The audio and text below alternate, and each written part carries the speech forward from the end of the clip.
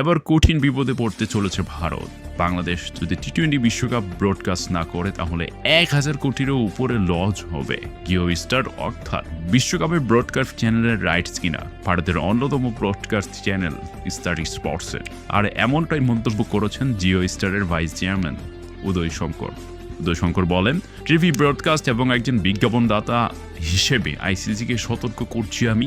যদি বাংলাদেশ শেষ পর্যন্ত বিশ্বকাপ থেকে সরে যায়, আইসিসি যদি এর যোগ্য সমাধান বের করতে না পারে, তাহলে বাংলাদেশের জন্য আমাদের প্রায় 130 থেকে 150 মিলিয়ন ডলারের ক্ষতি হবে, যা বাংলাদেশি টাকায় 1000 কোটি টাকার উপরে।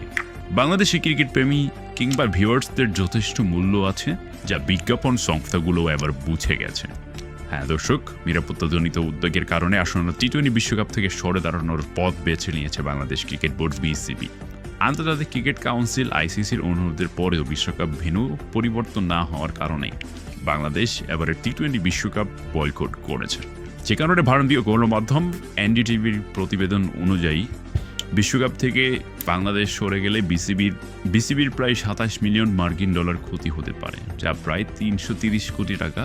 হ্যাঁ, বাংলাদেশের 330 কোটি টাকা ক্ষতি হতে পারে, কিন্তু এর ফলে সম্প্রচার সত্য, স্পন্সরশিপ, অন্যান্য বাণিজ্যিক আয়ের সংকটে পড়বে আইসিসি, যেখানে বাংলাদেশ থেকে আইসিসির ক্ষতি প্রায় 1000 কোটি টাকার উপরে, মানে বোর্ডের মোট আয়ের 60% ক্ষতির সমান।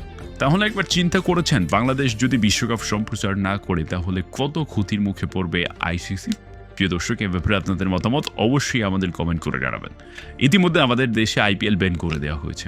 বাংলাদেশ যদি বিশ্বকাপ না খেলে তাহলে বিশ্বকাপ সম্প্রচারও বাংলাদেশে হবে না, এমনটাই ধারণা করছে জিও স্টার কিংবা star sports private India limited.